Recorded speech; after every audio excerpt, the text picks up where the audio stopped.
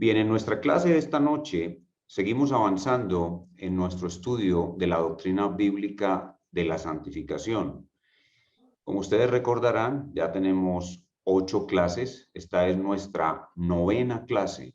Esta es nuestra novena clase en esta doctrina bíblica de la santificación.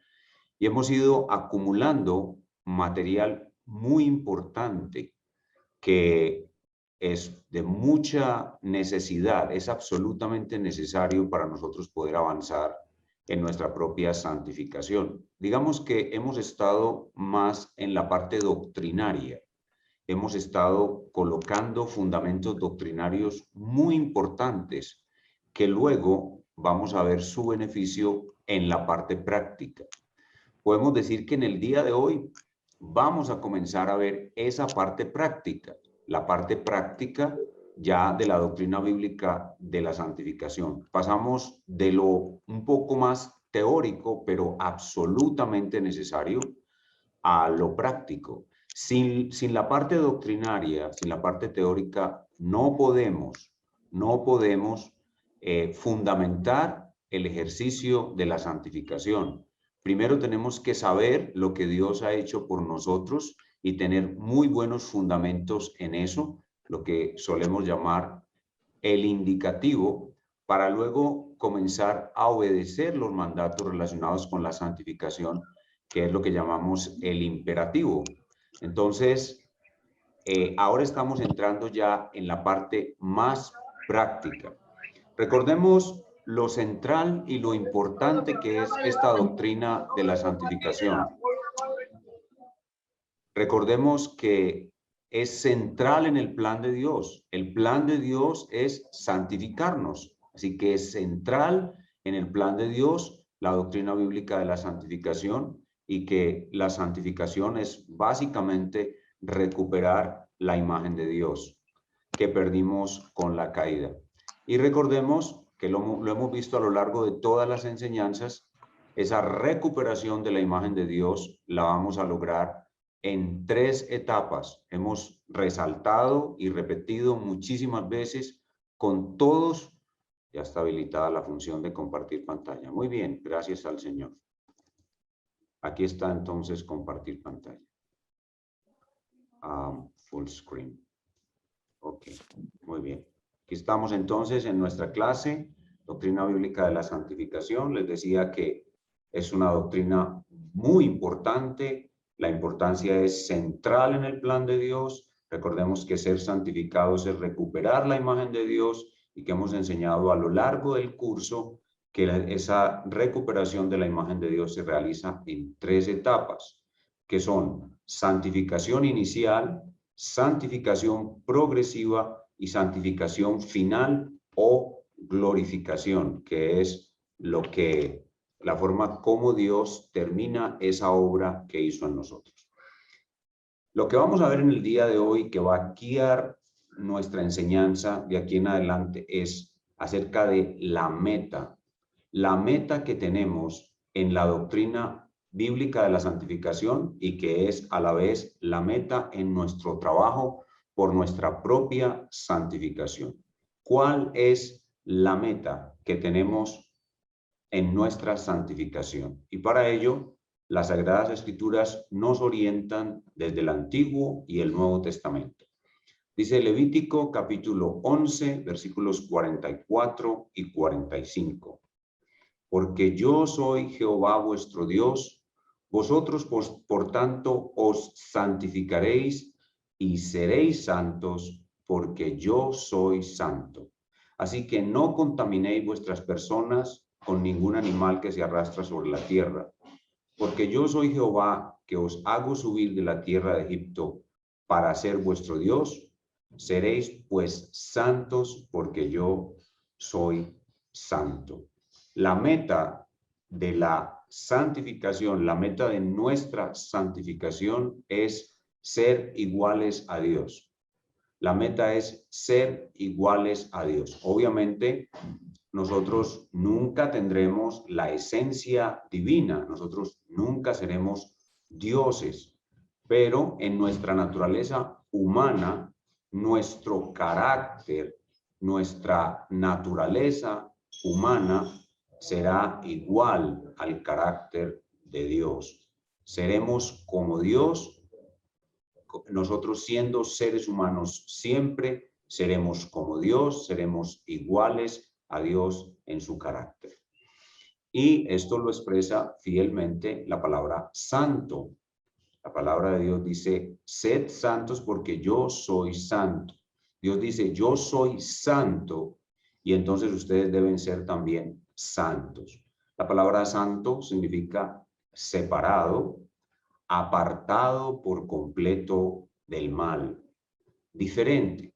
Nosotros somos diferentes al mal, contrarios al mal. Como Dios es apartado del mal, separado del mal, diferente del mal, totalmente opuesto al mal. Y esa palabra santo, apartado, diferente, comenzamos a ver cómo Dios nos enseña acerca de esa palabra con esas medidas que Dios le colocó, o esas normas que Dios le colocó al Israel antiguo, al Israel nacional, para que fuera apartado y diferente de los otros pueblos.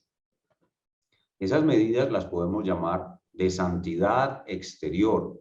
El pueblo de Dios tiene que ser diferente, apartado, igual a su creador. Entonces Dios les colocó unas señales a los hebreos para que fueran diferentes, para que fueran distintos, para que se pudieran diferenciar rápidamente de los otros seres humanos de otros pueblos. Entonces Dios les prohibió comer ciertos animales. Dios les prohibió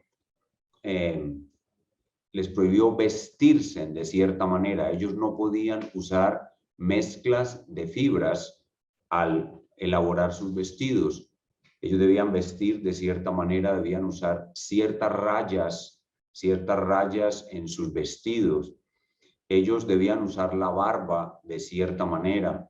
Ellos no podían tocar ciertos animales muertos, el cadáver de ciertos animales muertos. Ellos debían sembrar sus semillas de una manera distinta y tenían muchas normas de lo que podemos llamar santidad externa, que hacían que los israelitas fueran diferentes, fueran fácilmente distinguibles.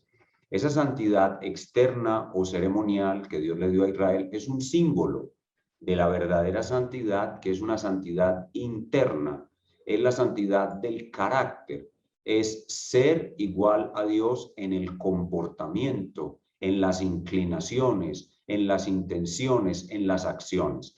Así que esa santidad externa es tan solo un símbolo, una enseñanza didáctica de que los que somos pueblo de Dios somos diferentes porque nuestro Dios es diferente, somos santos porque Él es santo y nuestra meta es llegar a ser iguales a Él. Pero alguien diría, pero es que esta petición, esta demanda de ser iguales a Dios es solo del Antiguo Testamento. No, no es solamente del Antiguo Testamento. Vemos cómo el apóstol Pedro nos hace la misma demanda a nosotros los creyentes del Nuevo Testamento en el texto que vemos en pantalla. Primera de Pedro 1, del 13 al 16. Por tanto, ceñid los lomos de vuestro entendimiento, sed sobrios y esperad por completo en la gracia que se os traerá cuando Jesucristo sea manifestado. Como hijos obedientes, aquí viene lo que les estaba diciendo. No os conforméis a los deseos que antes teníais estando en vuestra ignorancia. Comiencen a ser diferentes, comiencen a ser apartados, no en lo exterior, sino en lo interior, en el carácter, en la esencia, en la conducta, en el comportamiento. Dice, sino como aquel que os llamó es santo, diferente, apartado, puro, alejado totalmente del mal, así como aquel que os llamó es santo, sed también vosotros santos. Y aquí se aclara mucho de que se trata de algo interno, algo que tiene que ver es con el ser interior y sus reacciones, el ser interior y sus pensamientos, el ser interior y sus emociones, el ser interior y sus decisiones y el ser interior y sus comportamientos. Sed también vosotros santos en toda vuestra manera de vivir, porque escrito está, sed santos porque yo soy santo. Entonces, ¿cuál es la meta? La meta es ser iguales a Dios, santos como Dios, apartados como Dios, diferentes como Dios.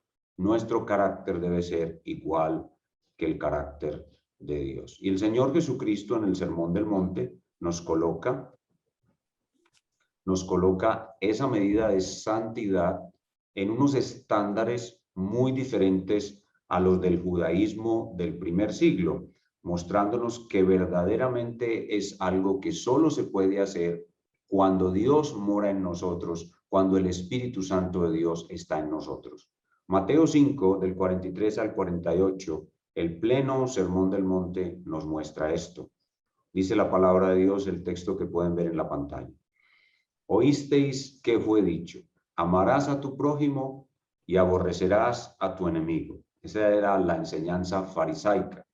Pero yo os digo, amad a vuestros enemigos, bendecid a los que os maldicen, haced bien a los que os aborrecen y orad por los que os ultrajan y os persiguen, para que seáis hijos, imágenes de vuestro Padre que está en los cielos, que hace salir su sol sobre malos y buenos. Dios, en cierta forma, de una forma general, universal, ama a sus enemigos, haciendo salir su sol sobre malos y buenos. Porque si amáis a los que os aman, ¿qué recompensa tendréis? ¿No hacen también lo mismo los publicanos? Y si saludáis a vuestros hermanos solamente, ¿qué hacéis de más? ¿No hacen también así los gentiles? Sed pues vosotros, aquí está la meta, perfectos, perfectos, como vuestro Padre que está en los cielos es perfecto. Esa es la meta. La meta es ser iguales a Dios, ser perfectos como Dios es perfecto. Obviamente, de este lado del cielo, nosotros no alcanzaremos esa meta, pero tenemos que mantener esa meta delante de nosotros. No podemos conformarnos con menos. Y mantener esa meta delante de nosotros nos ayuda a esforzarnos cada vez más. Y también nos libra de caer en la autocomplacencia, porque si alcanzamos cierta medida de santidad, no podemos conformarnos y decirnos, ya lo he logrado, porque todavía nos va a faltar muchísimo, cualquiera que sea nuestro avance. Entonces nosotros nunca avanzaremos lo suficiente, nunca avanzaremos demasiado, porque nuestra meta es inalcanzable de este lado del cielo, pero es la meta sobre la cual debemos estar siempre concentrados y siempre en el poder del Espíritu Santo buscando nuestra santificación. El mantener esta meta en mente también nos va a librar de imitar patrones de santidad humanos y caer en legalismos. Cuando empezamos a copiar patrones de santidad realizados por otros hombres, entonces caemos en el legalismo y nos alejamos de esta meta. Pero si mantenemos nuestra meta, entonces vamos a mantenernos en el camino correcto, en la senda correcta que conduce verdaderamente a la santificación. Entonces, en primer lugar, ¿cuál es la meta de nuestra santificación? Es ser iguales a Dios, ser santos como Dios es santo, apartados, diferentes, aborrecedores del mal, alejados de todo mal, ser perfectos como nuestro Dios es perfecto. Son estándares no externos, sino de comportamiento, internos. Son verdaderas manifestaciones de la naturaleza de Dios obrando en nosotros. Muy bien, este es el primer elemento de nuestra clase. ¿Cuál es la meta? Ahora veamos cómo avanzar en el alcance de esa meta. Cómo avanzar en el alcance de esa meta. Para poder avanzar en el alcance de esa meta, nosotros debemos caminar por 3 senderos establecidos por Dios. Para poder alcanzar esta meta, como ya lo dije, de este lado del cielo, no la vamos a alcanzar, pero esa es nuestra meta. Debemos pensar así. Para poder alcanzar esta meta, debemos caminar por 3 senderos establecidos por Dios. ¿Cuáles son esos 3 senderos establecidos por Dios que nos llevan a avanzar hacia nuestra meta? Sendero número 1, la ley moral de Dios. Sendero número 2, las otras ordenanzas de Dios establecidas por Dios y enseñadas en toda la Biblia. Y sendero número 3, la imitación a Cristo. Imitar a Cristo. 3 senderos por los cuales el creyente va a caminar toda su vida hasta su muerte. La ley moral de Dios, las otras ordenanzas dadas por Dios en toda la Escritura y la imitación a Cristo. Imitar a Cristo el resto de su vida. Veamos primero el sendero de la ley moral de Dios. ¿Qué nos dice la Biblia sobre la ley moral de Dios? Nos dice Romanos 7:12, de manera que la ley a la verdad es santa y el mandamiento santo, justo y bueno. Así que si nuestra meta es ser santos como Dios es santo, la palabra de Dios dice ella misma que la ley es el camino para ser santos. Recuerden que ya hemos enseñado en la epístola a los Romanos y lo hemos estado repitiendo en la epístola a los Gálatas, que la ley no es un instrumento de salvación. La ley no es para justificarnos por obediencia. La salvación, la justificación es por la fe sola. Pero la ley es el sendero en que debemos caminar para alcanzar nuestra santificación. La ley es el sendero en el que debemos andar para alcanzar la santificación, porque la ley es santa y el mandamiento es santo y es justo y es bueno. Dice Romanos 7:14, porque sabemos que la ley es espiritual. O sea, el camino de la espiritualidad, el camino de la verdadera espiritualidad es la ley moral de Dios. Obviamente, la ley moral de Dios vamos a obedecerla con el poder del Espíritu Santo que mora en nosotros. Si nosotros intentamos obedecer los mandamientos de Dios para santificarnos, sin el poder del Espíritu Santo obrando en nosotros, sin una dependencia total de ese Espíritu Santo que está en nosotros, la cual manifestamos en oración, nos vamos a tornar solamente en legalistas. Vamos a actuar como legalistas fariseos. Pero si en oración, dependencia total de Dios, nos esforzamos por obedecer la ley, confiando que el Espíritu de Dios nos da el poder para hacerlo, entonces vamos a avanzar en santificación. Obviamente, por muy clara, muy evidente que sea nuestra obediencia, nosotros nunca rendiremos una obediencia perfecta a ninguno de los mandamientos de Dios. Nuestra obediencia a la ley de Dios siempre es una obediencia lavada por la sangre de Cristo, porque nunca es perfecta. Y cuando rendimos obediencia al Señor, estamos invocando su sangre preciosa que quita las imperfecciones de nuestra obediencia y la presenta como santa, como buena, como agradable a nuestro Dios. Entonces, eso es lo que debemos hacer. Obviamente, para poder andar por el sendero de la ley, tenemos que conocer la ley. Tenemos que conocer la ley. Conocer la ley comienza, el primer ejercicio de conocimiento de la ley es la mínima memorización de los 10 mandamientos. Todo cristiano debe saber de memoria los 10 mandamientos. Número 1, no tendrás dioses ajenos delante de mí. Número 2, no te harás imagen. Número 3, no tomarás el nombre de Dios en vano. Número 4, acuérdate del día de reposo para santificarlo. Número 5, honra a tu padre y a tu madre. Número 6, no matarás.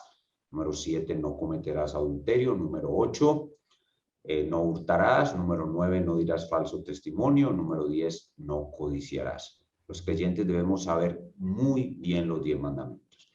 Y debemos saber los 10 mandamientos no meramente en este resumen, que es lo que aprendemos de memoria, sino que tenemos que extender nuestro conocimiento de la ley a la luz del Sermón del Monte. El Sermón del Monte nos enseña que la ley no es solamente repetir de memoria esos 10 mandamientos. La ley, el Sermón del Monte nos muestra que toda prohibición de un acto material, de un acto físico, incluye también la prohibición de las intenciones del corazón. El Señor lo enseñó claramente en el Sermón del Monte, así que tenemos que entender la ley como una ley que regula acciones e intenciones. La ley no solamente son acciones, la ley también es espiritual, como vemos aquí en el texto. La ley es espiritual. La ley regula acciones e intenciones. Pero la ley no solo regula lo negativo, la ley regula también lo positivo. La ley prohíbe y todo mandamiento prohibitivo también tiene una ordenanza positiva. Todo mandamiento prohibitivo tiene una ordenanza positiva. Así que si el sexto mandamiento dice no matarás, entonces la parte positiva del no matarás es cuidarás la salud del cuerpo, sea tu cuerpo o el cuerpo de otro. Entonces no matarás, lo contrario de no matarás es cuidarás. Así que el mandamiento negativo tiene siempre una contraparte positiva y de esa manera se va configurando toda la estructura de la ley y se va comprendiendo mucho mejor esta ley que refleja la santidad de Dios. La ley refleja el carácter santo de Dios. El mandamiento número 8 prohíbe robar. ¿Cuál es el mandamiento que ordena trabajar? Pues el mismo que prohíbe robar. El octavo mandamiento dice no hurtarás. Esa es la parte negativa y la parte positiva es trabajarás para poder tener con qué ayudar a otros, para autosostenerte y para tener con qué ayudar a otros. De esa manera vamos entendiendo la ley en toda su dimensión. Y también sabemos que la ley no nos enseña exhaustivamente con todos los detalles todos los pecados y la prohibición de todos los pecados que existen sobre la tierra, sino que la ley nos da un ejemplo y a partir del ejemplo se deducen que la ley incluye muchas otras cosas que no están en el ejemplo, ¿cierto? Entonces la ley trae una parte breve, la ley se presenta de manera breve, pero la ley es mucho más amplia que ese mandamiento breve que la ley presenta y los creyentes debemos ir aumentando nuestro conocimiento de la ley para poder ser sabios en el discernimiento del bien y el mal. Los creyentes, para andar en el camino de la santidad, tenemos que aumentar nuestro discernimiento del bien y el mal. Tenemos que saber qué es bueno y qué es malo. La ley, por ejemplo, no te va a regular, no regula de manera clara y explícita cosas como, por ejemplo, pastor, yo me puedo ir para otro país sin visa. Puedo llegar a un país que no es mi país como ilegal y puedo vivir como ilegal en otro país. Pues en ninguna parte de los 10 mandamientos ni en toda la Biblia te vas a encontrar un mandamiento que te regule o que te diga si puedes entrar a Estados Unidos ilegal.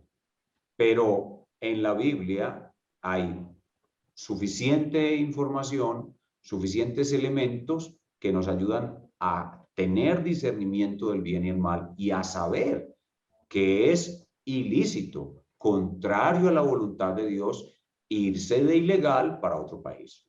Entonces, la ley simplemente te da un ejemplo, te da un mandato claro, te da un principio y a partir de ese mandamiento, de ese principio, de ese ejemplo, se deducen las cosas que son de nuestra propia época, de nuestra propia cultura. Y de esa manera estamos aumentando nuestro discernimiento del bien y el mal. Los cristianos que caminamos por el sendero de la ley, tenemos que aprender a amar la ley. La ley no es para nosotros una carga. la ley de Dios no es para nosotros una carga. La ley de Dios es para nosotros una delicia, un deleite. El Señor Jesús lo dijo: aprended de mí, que soy manso y humilde de corazón, y hallaréis descanso para vuestras almas. Llevad mi yugo sobre vosotros, porque mi yugo es fácil y ligera mi carga. Eso en contraposición con la exagerada cantidad de mandamientos hechos por hombres que los fariseos imponían a sus seguidores y que hacían que las leyes de los fariseos fueran cargas insoportables. Jesús nos dice que cuando Él salva nuestra alma y nos da su Espíritu Santo, la ley se convierte en una delicia. La ley se convierte en algo que amamos, algo que queremos hacer, algo que nos da vida, que nos da alegría, que nos da felicidad.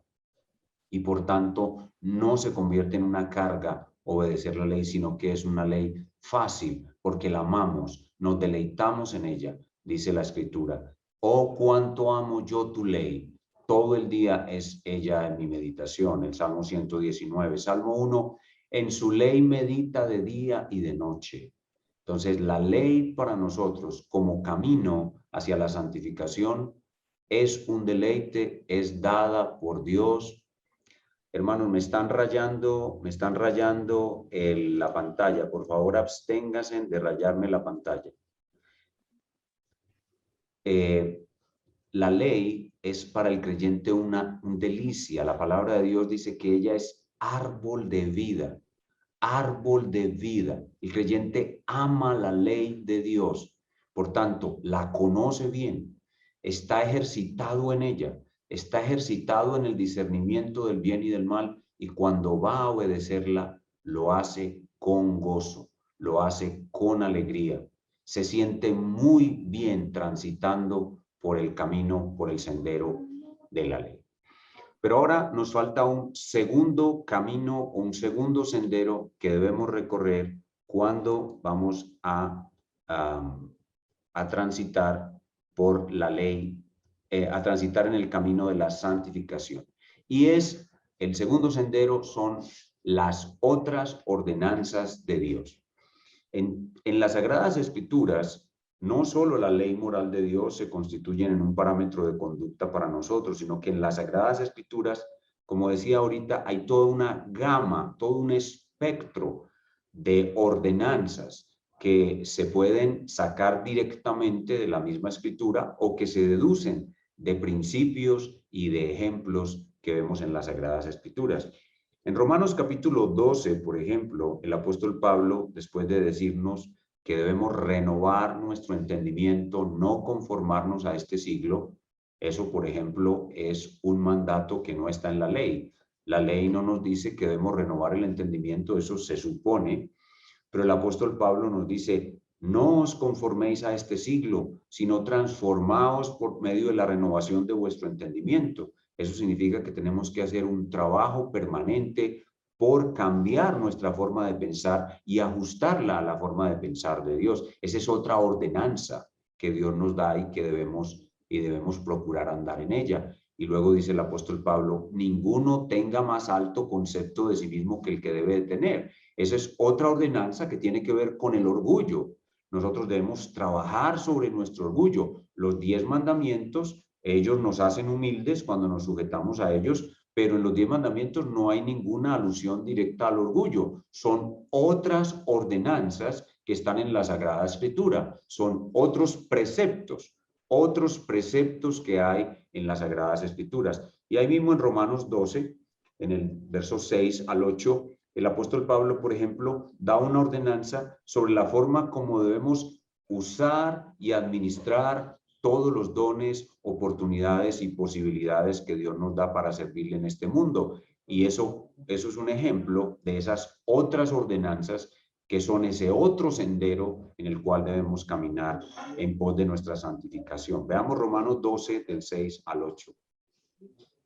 De manera que teniendo diferentes dones, según la gracia que nos es dada, si el de profecía, úsese conforme a la medida de la fe, o si de servicio, en servir, o el que enseña, en la enseñanza, el que exhorta, en la exhortación, el que reparte con liberalidad, el que preside con solicitud, el que hace misericordia con alegría.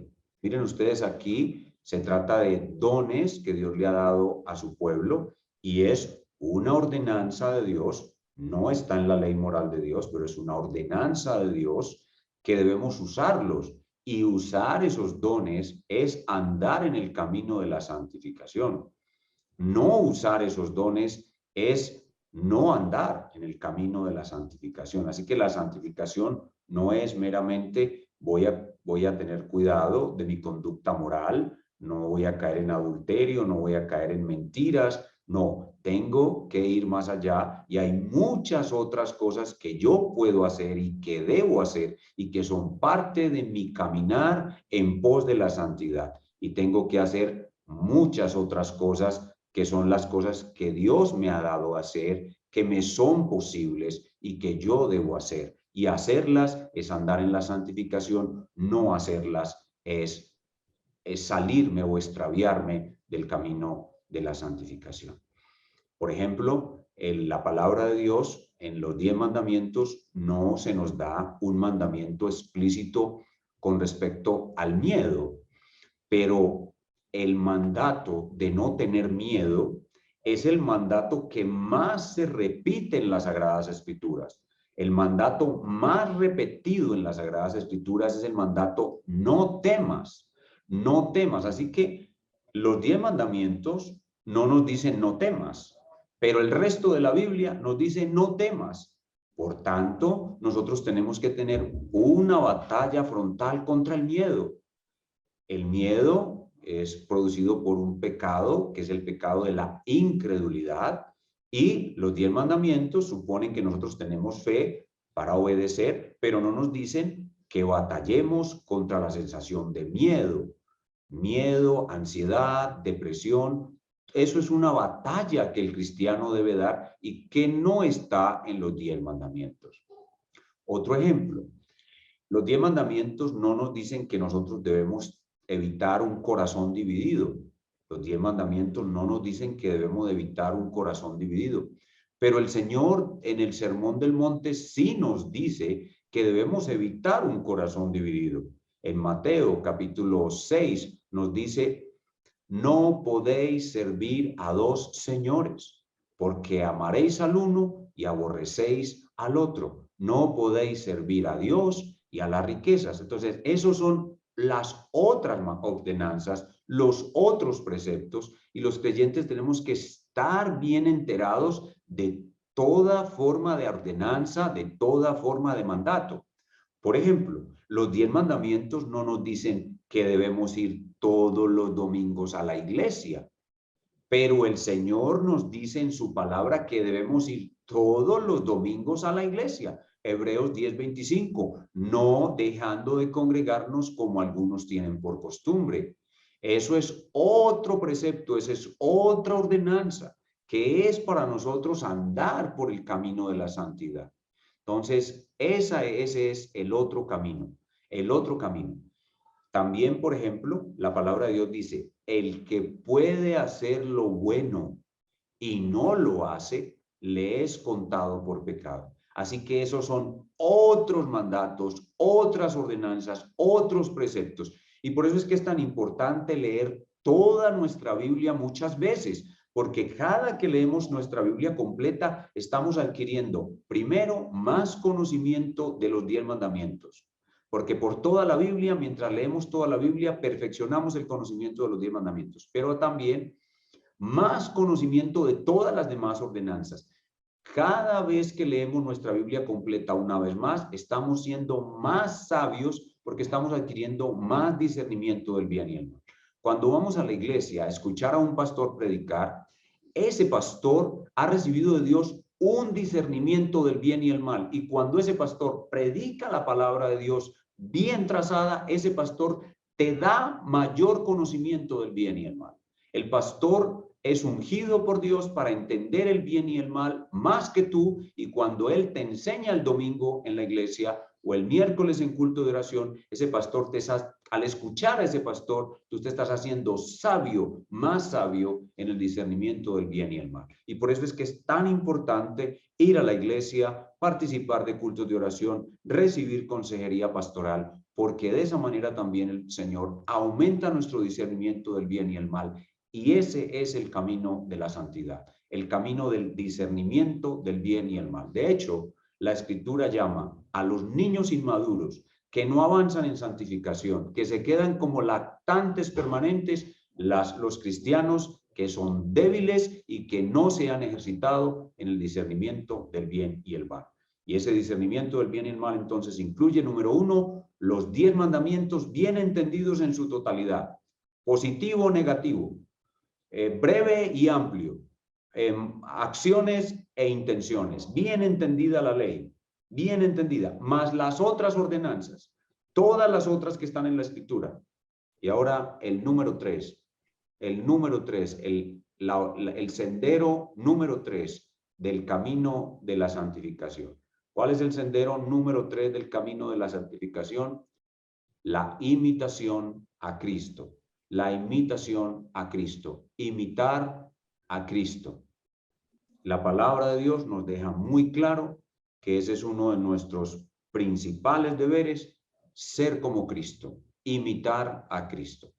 Este pasaje que vemos en la pantalla, Filipenses 2:5, nos dice que debemos imitar a Cristo en sus pensamientos, en sus intenciones. Dice, haya pues en vosotros este sentir que hubo en Cristo Jesús.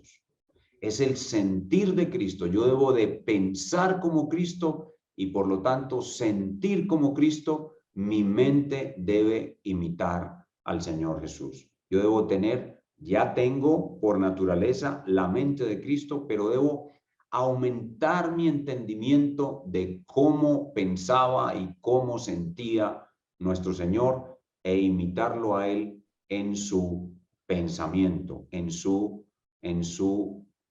mente, la mente de Cristo, tener la misma forma de pensar que hubo en Cristo Jesús. El propio Señor Jesucristo nos dice que el sendero, uno de los senderos de la santificación es imitarlo a Él.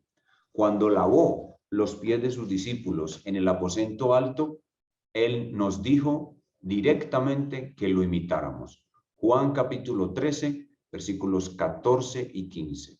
Pues si yo, el Señor y el Maestro, he lavado vuestros pies, vosotros también debéis lavaros los pies los unos a los otros, porque ejemplo os he dado para que como yo os he hecho, vosotros también hagáis. Obviamente aquí no se trata de una ceremonia ritual de lavarnos los pies, no. Es actuar como el Señor actuó con los suyos.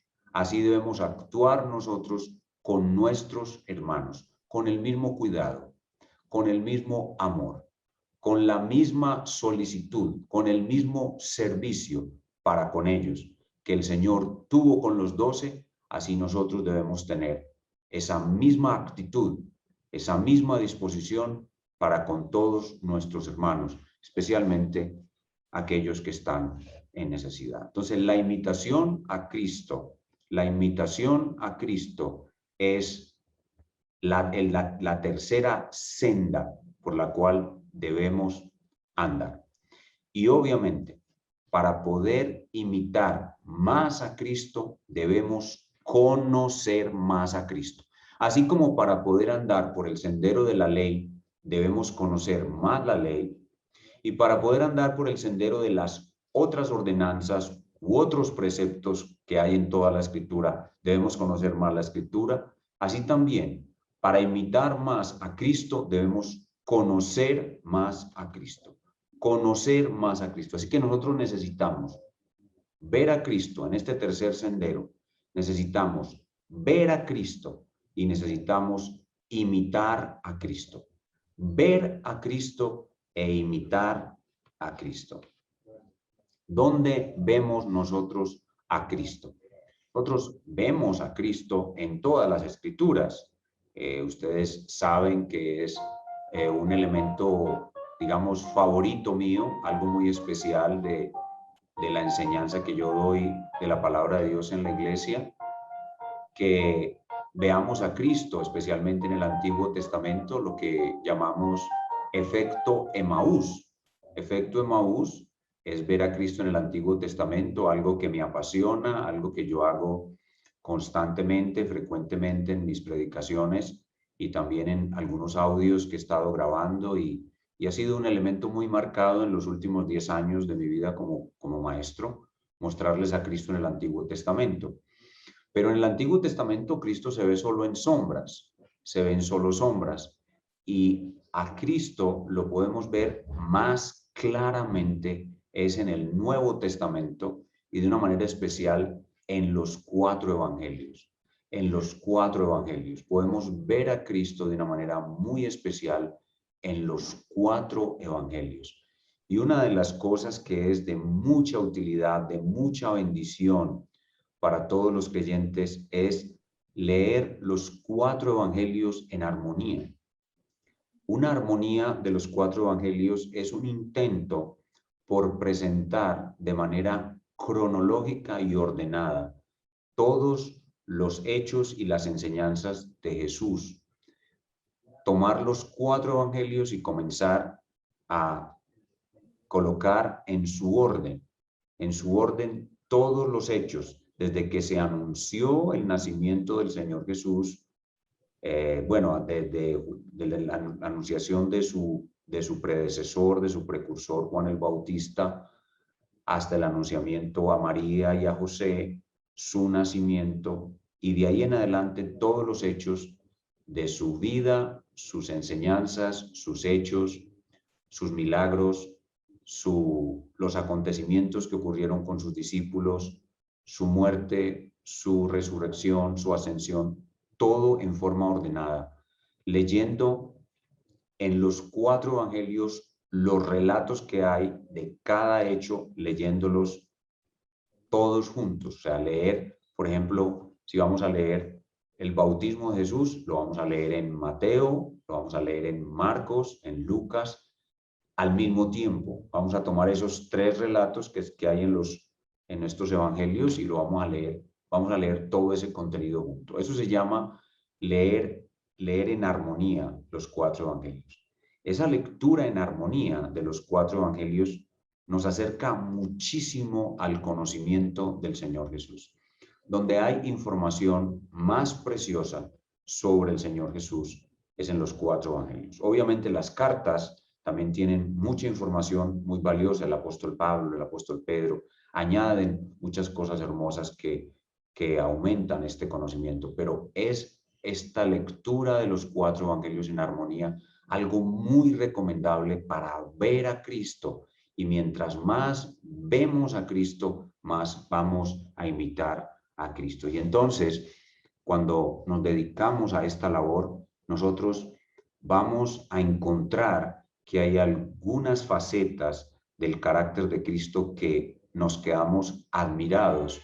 Y cuando nosotros nos quedamos admirados al ver alguna faceta del Señor Jesús, entonces al verlo, al contemplarlo, dice la Escritura que somos transformados a la misma imagen que vemos. Eso dice 2 Corintios capítulo 3, versículo 18. Que nosotros, viendo a cara descubierta el rostro de nuestro Señor Jesucristo, somos transformados en la imagen que vemos. Entonces, alguno de ustedes, por ejemplo, se encuentra leyendo la vida y la obra del Señor Jesucristo en una armonía de los 4 evangelios, y está leyendo, por ejemplo, aquellos pasajes donde Jesús muestra mucho amor por los niños. Entonces vemos cómo Jesús amaba a los niños, se acercaban a él, él los tocaba, muy probablemente los tomaba en sus brazos, les ponía las manos y los bendecía. Al ver la ternura de Jesús con los niños y cómo el Señor Jesús atraía a los niños de una manera intensa, el Señor Jesús era como un imán que atraía a los niños donde quiera que él iba. Entonces usted va a ver la ternura de un hombre bueno, de un hombre santo hacia los niños, y eso lo va a transformar a usted. Eso lo va a transformar a usted. Ver a Cristo viviendo de esa manera, ejecutando esas acciones, eso lo va a transformar a usted a la misma imagen que ve. Otro hermano, por decir algo, está leyendo el pasaje donde el Señor Jesús tiene una gran multitud en una playa y entonces él necesita hablarle a la multitud y para poder hablarle y aprovechar la resonancia que ejerce el agua sobre la voz, le dice a Pedro que mueva la barca un poquito, la aleje un poquito de la orilla, y el pasaje dice que Pedro le rogó Jesús le rogó a Pedro, perdón, Jesús le rogó a Pedro que moviera la barca un poquito de la playa. Y de pronto el Espíritu Santo le hace prestar atención a usted a la palabra rogó. Y usted se queda impactado y usted dice, bueno, pero ¿cómo el dueño de todo, el dueño del universo, le ruega a un pescador que le preste su barco y le ruega, le pide el favor, lo trata con unos modales, con una amabilidad? La palabra rogó, entonces usted se inquieta por la palabra rogó y de pronto va a un diccionario interlineal y mira la palabra en griego y después va a un léxico y mira los significados, los matices de esa palabra, busca en qué otras partes del Nuevo Testamento está esa palabra en el griego y usted mira ahí en el diccionario cuáles son los matices de esa palabra rogó y usted se pone a pensar, pero ¿cómo es posible que el Señor Jesús le haya rogado a Pedro que moviera la barca un poco? Y entonces usted se queda asombrado de la gentileza, de la amabilidad, del trato suave, benigno que el Señor Jesús le daba a los otros seres humanos. O por ejemplo, y cuando usted lo ve a él así, haciendo eso, usted es transformado por el Espíritu Santo en esa misma imagen. Y si usted de pronto es un viejo cascarrabias que nadie se le puede arrimar porque usted se emberraca con todo el mundo, eso lo transforma y lo convierte en un Señor amable, en un Señor gentil, en un Señor paciente, amoroso, que nunca le da malos tratos a nadie. El viejo cascarrabias muere por completo en la imitación a Cristo. O usted está leyendo los relatos de la vida del Señor Jesús y usted ve cómo Judas entrega al Señor con un beso y el Señor Jesús le dice, amigo, con un beso entregas al Hijo del Hombre. Y usted dice para usted mismo, el Espíritu Santo que está obrando en usted lo hace a usted inquietarse y dice, pero ¿cómo es posible que el Señor Jesús haya tratado así a este traidor? ¿Cómo es posible que le haya dicho amigo? Y usted dice, wow, nadie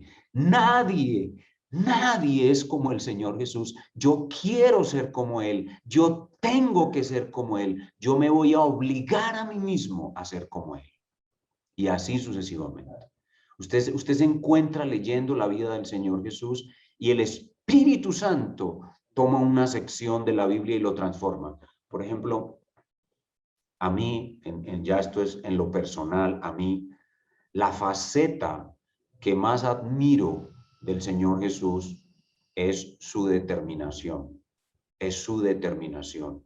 Una vez yo estaba leyendo la armonía de los 4 evangelios, yo la he leído varias veces ya, la armonía de los 4 evangelios y el pasaje donde dice que Jesús afirmó su rostro para ir a Jerusalén. A mí esa expresión, afirmó su rostro para ir a Jerusalén, se me metió en la cabeza y yo empecé a mirarla y a estudiarla y a examinar otros pasajes y dele, que dele, que dele. Y eso me llevó a concluir que la determinación que tiene el Señor Jesús para hacer la voluntad de su Padre, para cumplir el plan de Dios, es lo que yo más admiro hasta el día de hoy del Señor Jesús. su determinación. Jesús no es un hombre variable. Jesús no es un hombre que cambia de opiniones. Jesús no es un hombre inconstante. No es como algunos que hoy son bautistas y mañana son presbiterianos. O no es como algunos que hoy están aquí y mañana ya. No, el Señor Jesús es sólido. El Señor Jesús es inalterable. El Señor Jesús es determinado. El Señor Jesús es constante. El Señor Jesús es solo lo que el Padre le dice que sea, por una determinación que tiene en su alma, algo extraordinario. Y entonces yo me digo a mí mismo, yo tengo que ser así. Yo tengo que ser constante. Yo tengo que ser estable. Yo tengo que ser bautista reformado clásico de la Confesión de Fe de Londres de 1689, de los que cantamos solo himnos y leemos la Biblia del texto tradicional hasta que me muera. O sea, la determinación que tiene el Señor Jesús me constriñe el alma, me transforma, me hace ser ambicioso, querer ser como Él. No cambiar mis metas, no cambiar mis planes. Dije que no me iba a casar y no me voy a casar hasta que me muera. Quiero ser como Él, determinado, determinado. Soy pastor, me llamó a ser pastor, con la ayuda de Dios moriré siendo pastor. Lo que Él ha hecho de mí, lo que Él me ha dado, eso es lo que soy y eso es lo que seré. Y le pido al Señor que me dé la determinación que tiene el Señor Jesús. Así que el Señor Jesús se convierte en la meta. Él mismo es la meta. La meta es ser como Él, imitarlo a Él. Obviamente que a mí me gustan los niños. Yo quiero amar a los niños como Él. Obviamente que yo quiero ser gentil como Él. Obviamente que yo quiero ser obediente como Él. Pero lo que más me apasiona de Él, lo que hasta ahora el Espíritu de Dios ha colocado en mi alma más fuerte es su determinación, su constancia, ser sólido como Él, no cambiar, ser un hombre fiel, constante, determinado, que como es, muere. Y eso es lo que anhelo. Y eso es lo que tengo enfrente, al Señor Jesús, su determinación. Esa es mi meta. Y así eso sucede. Eso sucede, así como me sucedió a mí leyendo la armonía, le va a suceder a cada uno de ustedes. Y después de que eso entra en tu alma, ya no lo saca nadie de ahí. Después de que la imitación a Cristo entra en tu alma, ya no la saca nadie de ahí. Ya tú eres así y sigues en esa lucha y sigues en esa meta hasta que llegue tu último día, hasta que llegue tu final. Rápidamente hemos hablado de que la meta de nuestra santificación es caminar en el sendero establecido por Dios, un sendero que es la ley moral de Dios, las otras ordenanzas de Dios y la imitación a Cristo. Pero hay dos caminos equivocados que algunos cristianos tristemente se desvían del buen camino y entran en estos dos caminos equivocados. Son el camino del legalismo y el libertinaje. Y aquí recordamos que hace unos años en la iglesia dimos una serie de enseñanzas que titulamos Morales y Libertini. Morales era el moralista y Libertini era el libertino. El legalismo es muy común en nuestra sociedad cristiana, en nuestras comunidades cristianas. Por ejemplo, el legalismo más conocido es el de nuestros hermanos del Movimiento Misionero Mundial, que tienen un legalismo relacionado con la forma de vestir. La forma de vestir, las mujeres no pueden maquillarse, no pueden usar el pelo corto, no pueden usar un pantalón, no pueden usar aderezos, etcétera. Esos son legalismos. Han ido apareciendo otros legalismos entre nosotros. En nuestra iglesia hace poquito tuvimos un brote de legalismo. Gracias a Dios ya fue apagado y estamos otra vez sin esa lucha, estamos en un equilibrio muy bueno, muy maravilloso, pero tuvimos un brote de legalismo hace poquito en nuestra iglesia. Y el libertinaje, todo lo contrario, como tengo libertad, como Cristo me hizo libre, entonces camino en el límite entre el pecado y la obediencia. El libertinaje, voy a hacer cosas porque tengo libertad, me acerco más al pecado y voy a hacer cosas porque yo soy libre, porque tengo libertad cristiana. Estos son dos caminos equivocados y quiera Dios que ninguno de nosotros ande por ellos y siempre tengamos la posibilidad de andar en la senda correcta de la santidad, la ley moral de Dios, las otras ordenanzas de Dios y la imitación a Cristo. Y todo esto, ya para terminar, lo hagamos hasta el final, hasta el final de nuestra, hasta el final de nuestra carrera. Hechos capítulo 20, verso 24, un pasaje que ha marcado mi vida y que lo he compartido con ustedes en el pasado, pero de ninguna cosa hago caso, ni estimo preciosa mi vida para mí mismo, con tal que acabe mi carrera con gozo y el ministerio que recibí del Señor Jesús para dar testimonio del Evangelio de la gracia de Dios. Este caminar en pos de la santidad no es una cosa de momento, es una carrera de largo aliento y nosotros debemos tener en la mente eso, que es una carrera larga, de largo aliento, y en ella vamos a correr de manera que corramos bien y que tengamos un buen final. El cristiano que no tiene como meta terminar una buena carrera y tener un buen final, nunca va a ir de manera correcta en pos de la santidad. Así que conciencia de carrera es otro elemento muy importante que nos guía por este camino de la santificación. Bueno, muy bien, hasta aquí la clase del día de hoy.